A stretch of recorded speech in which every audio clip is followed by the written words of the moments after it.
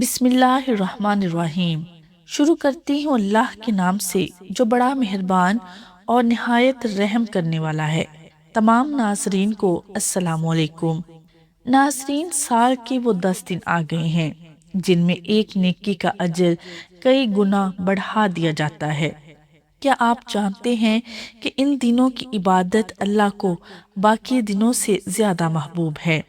ذوالحجہ کے یہ مبارک 10 دن صرف عام دن نہیں، یہ وہ خاص دن ہیں جنہیں اللہ تعالیٰ نے قرآن میں قسم کھا کر یاد فرمایا۔ ان دنوں میں کی گئی نماز، روزہ، ذکر، صدقہ اور ہر نیکی کا اجر کئی گنا بڑھ جاتا ہے۔ یہی وہ دن ہیں جن میں حج ادا کیا جاتا ہے، قربانی کی سنت زندہ ہوتی ہے اور عرفہ کا عظیم دن آتا ہے۔ اگر ہم سچے دل سے ان دنوں کی قدر کر لیں تو شاید ہماری زندگی بدل جائے۔ سوچیں، صرف چند دن کی عبادت اور اللہ کی بے شمار رحمتیں۔ اسلام میں سال کا آخری اور 12واں مہینہ ذوالحجہ کہلاتا ہے۔ ذوالحجہ کا مہینہ بڑا اہم ہے۔ ذوالحجہ کے ابتدائی 10 دن جنہیں ایام العشر کہا گیا ہے، یہ بھی بڑی فضیلت کے حامل ہیں، اور اس ماہ مبارک میں کئی بڑی عبادتیں جمع ہو جاتی ہیں۔ مسلمان ان عبادات کو اپنی اپنی استطاعت کے مطابق بجا لاتے ہیں، محنتیں اور مشقتیں اٹھاتے ہیں۔ کوئی حج کی عبادت میں سرگرداں رہتا ہے، کوئی قربانی کی عبادت میں مصروف ہے، وغیرہ وغیرہ۔ قرآن کریم کی سورہ فجر کی ابتدائی آیات میں اللہ تعالیٰ نے چند چیزوں کی قسم کھائی ہے۔ ان چیزوں میں سے ایک یہ ہے، اور قسم ہے 10 راتوں کی۔ 10 راتوں کی قسم اٹھانے کا معنی یہ ہے کہ بڑی اہم راتیں ہیں۔ اس آیت کی تفسیر میں حضرت عبداللہ بن عباس فرماتے ہیں کہ ان سے مراد ذوالحجہ کے ابتدائی دن ہیں، اور یہ سال کے سب سے زیادہ افضل دن ہیں۔ عشرہ ذوالحجہ کے اعمال کی فضیلت۔ ان ایام کی عبادات اور اعمال اللہ کو بڑے محبوب ہیں۔ بطور خاص ان ایام میں انسان نیک اعمال کرتا رہے۔ جس عمل کی بھی توفیق ملے، اس توفیق کو انسان غنیمت سمجھے، پیچھے نہ ہٹے۔ یہ دنیا و آخرت کی فلاح کا ذریعہ ہیں۔ کسی بھی نیک عمل کو معمولی نہ سمجھے۔ نامعلوم اللہ کے ہاں کس عمل کی قبولیت ہو جائے اور انسان کی مغفرت کا سبب بن جائے۔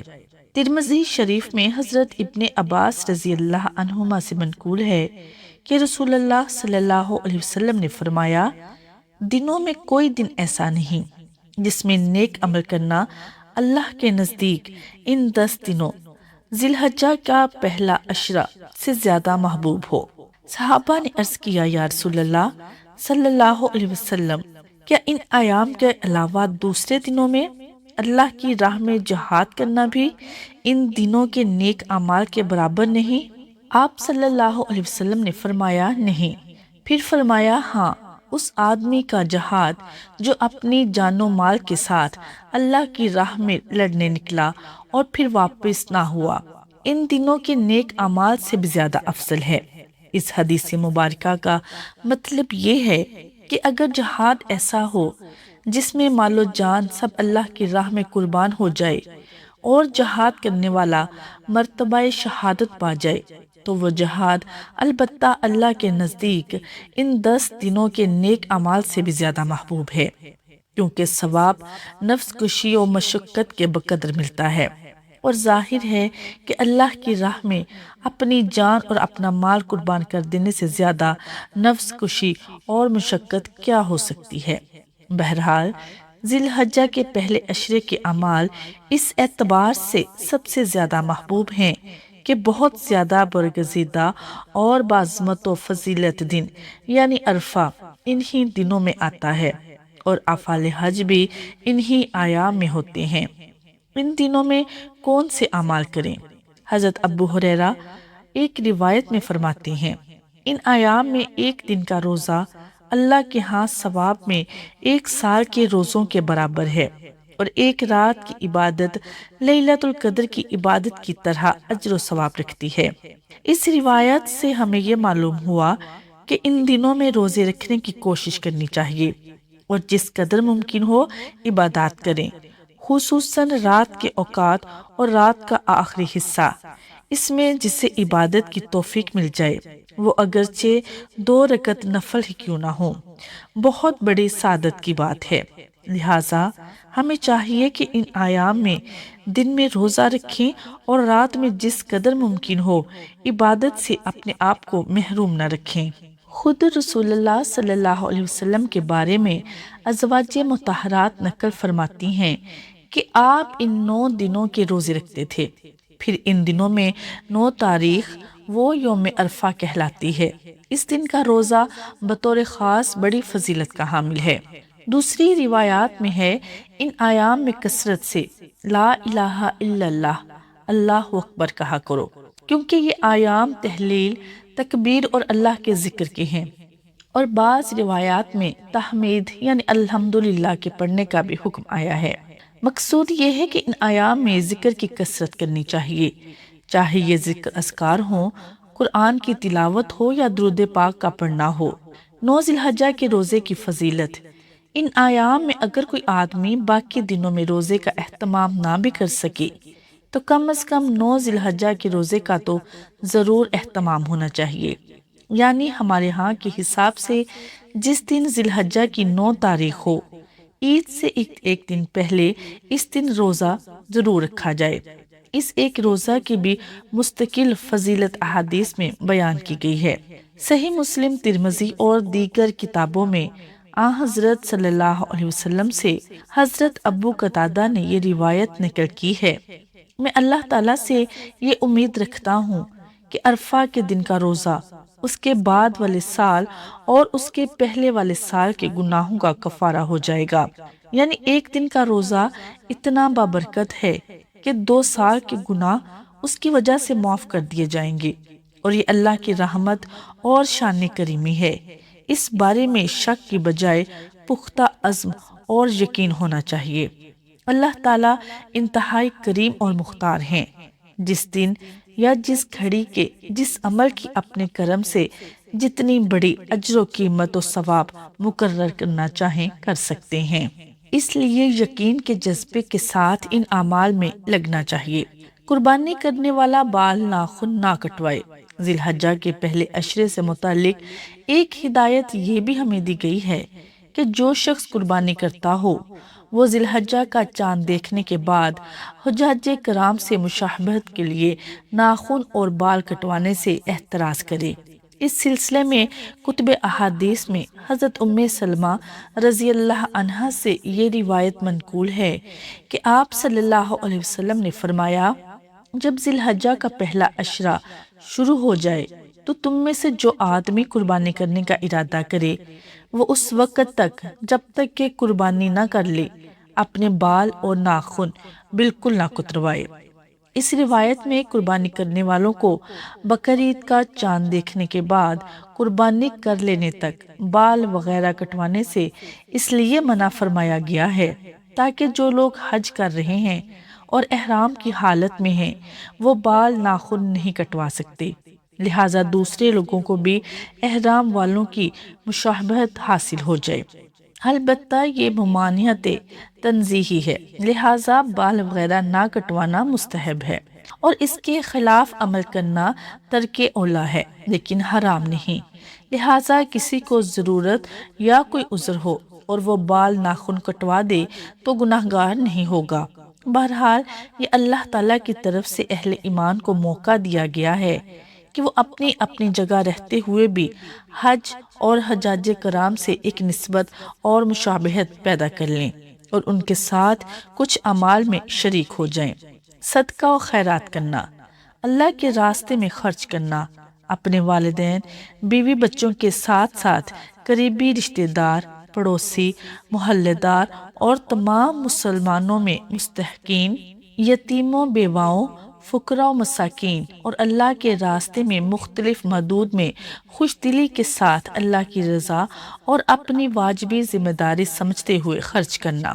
سیدنا ابو سعید خدری رضی اللہ عنہ بیان کرتے ہیں کہ عید الفطر یا عید الاضحیٰ کے دن نبی کریم صلی اللہ علیہ وسلم عیدگاہ کی طرف نکلے اور پھر وہاں لوگوں کو واعظ و نصیحت فرمائی اور انہیں صدقہ و خیرات کرنے کا حکم دیتے ہوئے فرمایا، لوگوں صدقہ کیا کرو، اور عورتوں کے پاس سے گزرے تو فرمایا، اے عورتوں کی جماعت صدقہ کیا کرو، کیونکہ میں نے دیکھا ہے کہ تمہاری تعداد آگ میں سب سے زیادہ ہے۔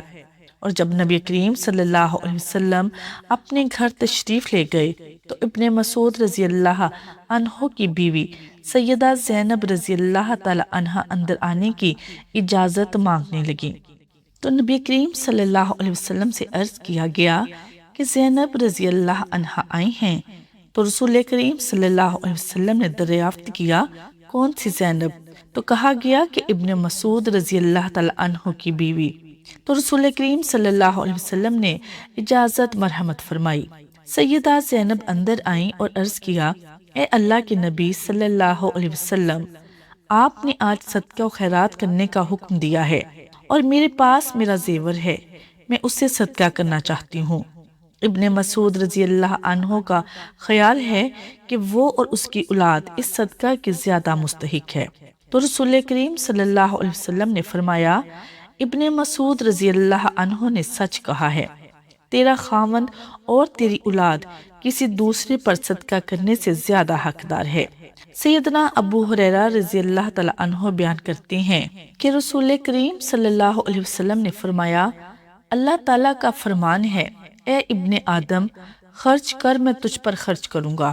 ابو ہریرہ رضی اللہ تعالی عنہ بیان کرتے ہیں کہ نبی کریم صلی اللہ علیہ وسلم نے فرمایا، روزانہ صبح 2 فرشتے نازل ہوتے ہیں، ان میں سے ایک کہتا ہے، اے اللہ خرچ کرنے والے کو نعم البدل دے، اور دوسرا کہتا ہے، اے اللہ روک کر رکھنے والے کا مال تلف کر دے۔ وہ نیک اعمال جن کے بارے میں عام طور پر لوگ غفلت و سستی کا ارتکاب کرتے ہیں درج ذیل ہیں۔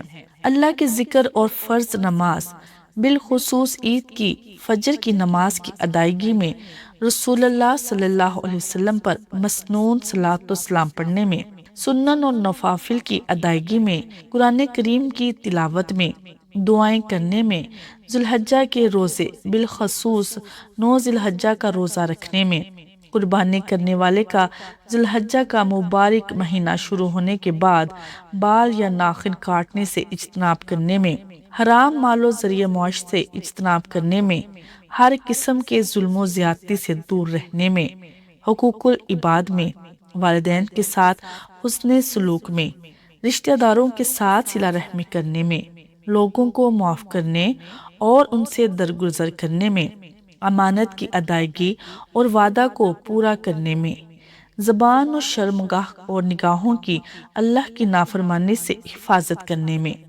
اپنی استطاعت کے مطابق حکمت کے ساتھ لوگوں کو نیکی کا حکم دینے اور برائی سے روکنے میں، خیر و بھلائی اور نیکی کے معاملہ میں ایک دوسرے کی مدد کرنے میں، اولاد کی صحیح دینی تربیت کرنے میں، ہر مسلمان کے حق میں اپنے دل کو ہر قسم کے بغض، حسد اور نفرت سے پاک کرنے میں، صدقہ و خیرات کرنے میں وغیرہ شامل ہیں۔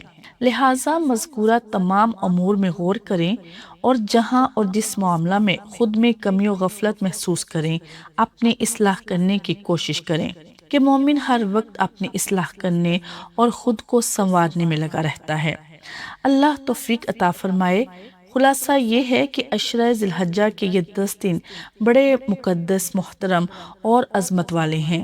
ان دنوں میں اعمال بطور خاص اللہ کے ہاں بڑے پسند کیے جاتے ہیں، لہٰذا ان ایام میں روزوں، عبادات، نوافل، ذکر، تلاوت کا اہتمام کرنا چاہیے، اور قربانی کرنے والوں کو چاند دیکھنے سے قبل ہی بال ناخن درست کروا کر حدیث کے مطابق حجاج سے مشابہت کی بنا پر چاند کے بعد بال ناخن کٹوانے سے احتراز کرنا چاہیے۔ یہ مشابہت بھی انشاءاللہ ہمارے لیے رحمت اور برکت کا سبب ہوگی۔ تو آئیے ذی الحجہ کے ان بابرکت دنوں کو غفلت میں ضائع نہ کریں، نماز، توبہ، استغفار، ذکر الہی اور نیک اعمال کے ذریعے اپنے نامہ اعمال کو روشن کریں۔ کیا پتہ یہی 10 دن ہماری بخشش کا سبب بن جائیں۔ اللہ ہم سب کو ان دنوں کی قدر کرنے اور خوب عبادت کرنے کی توفیق عطا فرمائے، آمین۔ ناظرین، ویڈیو پسند آئے تو دوستوں کے ساتھ شیئر ضرور کریں۔ اللہ ہم سب کا حامی و ناصر ہو، آمین۔